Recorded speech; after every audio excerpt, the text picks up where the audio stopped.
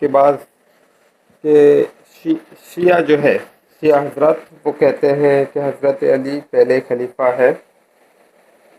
ٹھیک ہے، وہ ان کی سوچ. حضرت ابو بکر صدیق رضی اللہ تعالیٰ عنہ یہ پہلے خلیفہ ہے اسلام میں.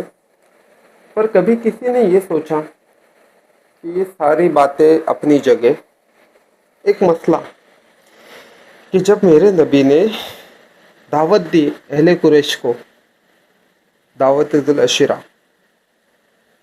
3 روز چلی تھی وہ دعوت. ہاں، تو آپ ہر کسی کو کہتے تھے کہ میں خدا کا نبی ہوں، خدا ایک ہے. تو کوئی گالی دیتے اٹھتا تھا، کوئی مذاق بناتے اٹھتا تھا. پر ایک بچہ 8-9 برس کا، دبلا پتلا سا، کمزور سی شریر، پتلی پتلی ٹانگیں، وہ اٹھ کے کہہ رہا ہے کہ ہاں میں آپ پہ ایمان لاتا ہوں. پہلے روز ہوا، دوسرے روز ہوا، تیسرے روز ہوا.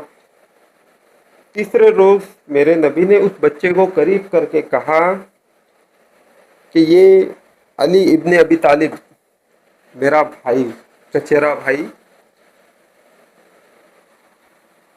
یہ میرا خلیفہ بھی ہے اور میرا وارث بھی ہے.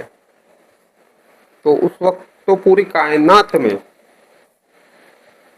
محمد صلی اللہ تعالیٰ علیہ وسلم، حضرت بی بی خدیجہ رضی اللہ تعالیٰ عنہ، ان کے علاوہ کوئی شخص ایمان لایا ہی نہیں تھا.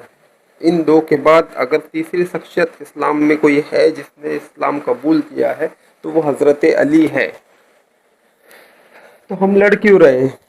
ٹھیک ہے نا، ان لوگوں میں ہی جنگ نہیں تھی، ان لوگوں میں ہی اس بارے میں جنگ ہی نہیں تھی، کیونکہ حضرت علی نے خود ہو کر حضرت ابو بکر صدیق رضی اللہ تعالیٰ عنہ کو خلافت کی باغ دوڑ سنبھالنے کو کہا.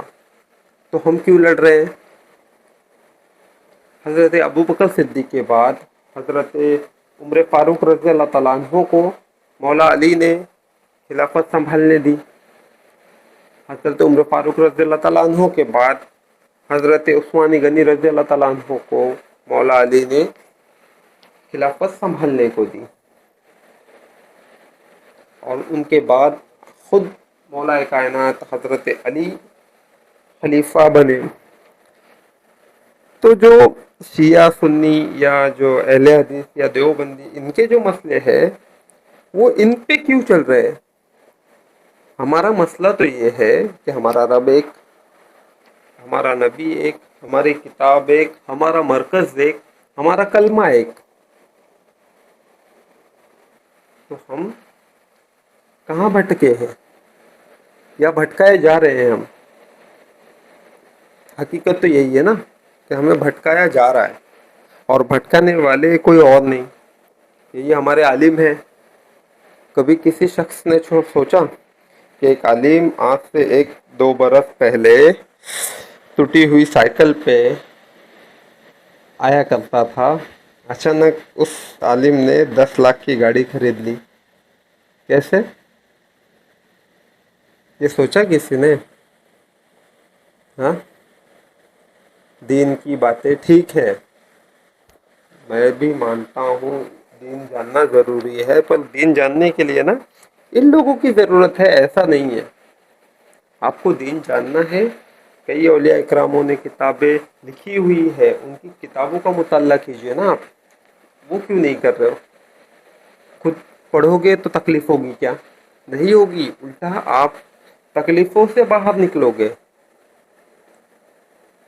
بس ایک چیز ہے جو مجھے کہنا ہے کہ میری نظر میں حضرت ابو بکر، حضرت عمر فاروق، حضرت عثمان غنی، مولا علی، یہ ایک ہے. یہ میری نظر کی بات نہیں، یہ میرے نبی کی نظر کی بات ہے. کیسا؟ جب آپ امتی بنو گے نا، جس دن آپ امتی بن گئے، اس دن آپ کو یہ چاروں نا ایک ہی جسم دکھیں گے.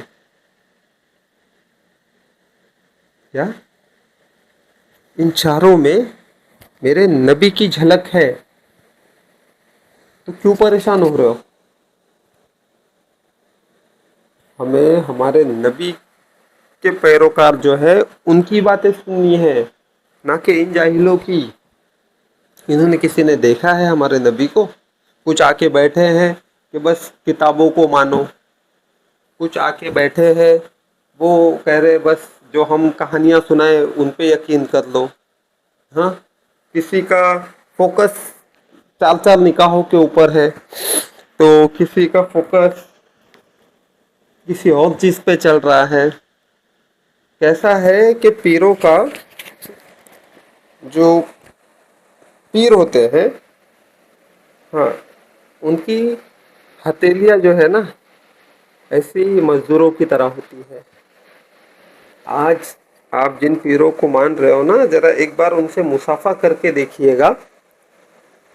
नर्म मुलायम कापूस के जैसे हाथ उनके, तो ये पीरों की निशानी नहीं है, ये यजीदियों की निशानी है।